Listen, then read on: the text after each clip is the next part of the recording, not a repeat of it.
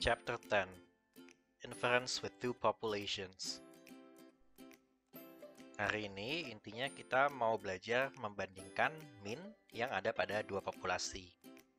Nah, kita akan belajar tentang 4 tes, dan penggunaan tes ini masing-masing bergantung dengan situasinya. Yang pertama itu saat standar deviasi populasi diketahui. Yang kedua, saat standar deviasi populasi tidak diketahui, tapi diasumsikan sama untuk dua populasi tersebut. Yang ketiga, saat standar deviasi populasi tidak diketahui, tapi diasumsikan tidak sama. Yang keempat, saat ada dependent sample, yaitu saat kita menggunakan sampel-sampel jenis yang sama di kedua populasi tersebut. Apa maksudnya dua populasi? Artinya kita mengambil dari dua jenis data yang berbeda, gitu ya, dua dataset yang berbeda. Kita membandingkan min populasi dari dua populasi. Nah, tentunya seperti tadi di slide sebelumnya, metode mana yang digunakan itu bergantung dengan kita tahu atau enggak standar deviasi populasinya. Kita langsung aja ke contoh soalnya. Jadi contohnya ada tabel ini, datanya ada sampel mean, standar deviasi populasi, dan jumlah sampel ya. Jadi suatu supermarket membuat jalur antrian baru bernama jalur cepat. Manajer perusahaan tersebut ingin mengetahui apakah jalur cepat tersebut lebih cepat daripada jalur antrian biasa. Apakah ada bukti bahwa min populasi lama antrian jalur cepat lebih kecil daripada lama antrian jalur biasa? Berikut adalah datanya dan gunakan level signifikansi 1%.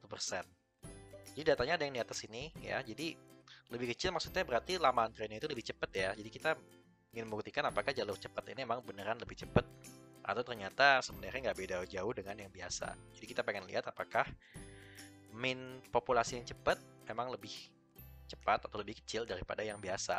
Kalau dari sampel minnya kita bisa lihat lebih kecil ya, 5,3, lebih kecil dari 5,5. Tapi apakah min populasinya sama atau tidak? Jadi sekarang kita mau membandingkan min dari dua populasi, yaitu populasi antrian jalur biasa dan jalur cepat. Ya, karena standar deviasi populasinya diketahui ada di tabelnya nih, maka kita gunakan uji Z. H0-nya mu C, jadi min populasi untuk jalur cepat lebih besar sama dengan daripada yang biasa. H1-nya min populasi jalur cepat lebih kecil daripada yang biasa. Kita gunakan level signifikansi 1% di sini, sesuai dengan soalnya. Dan yang kita gunakan adalah Z-test karena standar deviasi populasi diketahui. Aturannya, karena kita menggunakan one tail yang negatif, maka tolak H0 jika Z-stat lebih kecil daripada Z-tabel. Kita tulis dulu yang diketahui.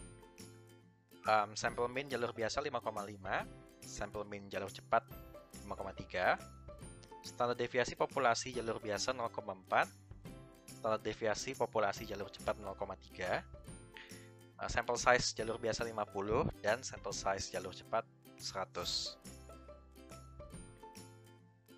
Nah, untuk yang ini, untuk membandingkan min populasi saat standar deviasi populasi diketahui, rumusnya seperti ini. Z-stat sama dengan X1 bar min X2 bar dibagi akar ini ya, semua. Nah, jadi 1 dan 2-nya itu apa?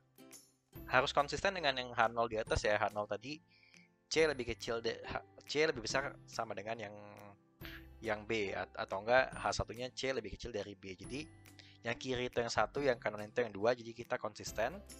X bar 1-nya diganti untuk yang C dan X bar 2-nya diganti untuk yang B. Begitu juga dengan sigma dan N-nya. Kita masukin angkanya semua dan kita akan mendapatkan nilai Z-statnya adalah min 3,1235. Sedangkan untuk Z tabelnya sama seperti di minggu-minggu sebelumnya, itu tinggal lihat aja. Untuk yang one tail saat alpha 0,01, kita bisa menggunakan tabel standar normal dan mendapatkan nilainya adalah min 2,326. Ada minusnya karena kita menggunakan one tail test negatif. Nah, tentunya pada titik ini kalian sudah sadar bahwa biasanya alpha yang digunakan itu hanya 0,1, 0,05 atau 0,01 ya. Daripada kalian lihat terus standar normal table berkali-kali, kalian lihat aja tabel yang di kanan bawah ini. ya.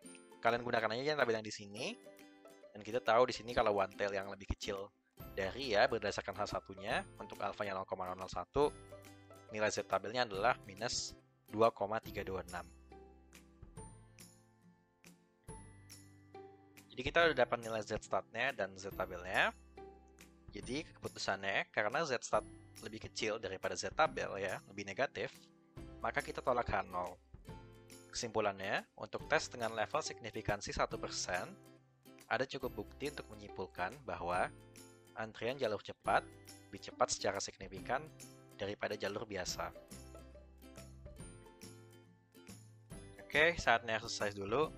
Tentukan nilai Z tabel untuk uji two-tail dengan level signifikansi 5%.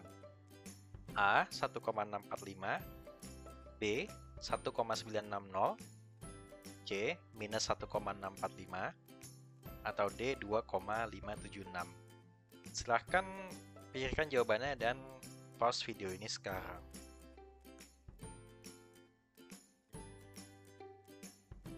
Oke, untuk yang lihat beberapa slide sebelumnya dari tabel simple yang saya kasih tadi, jawabannya adalah B, 1,960.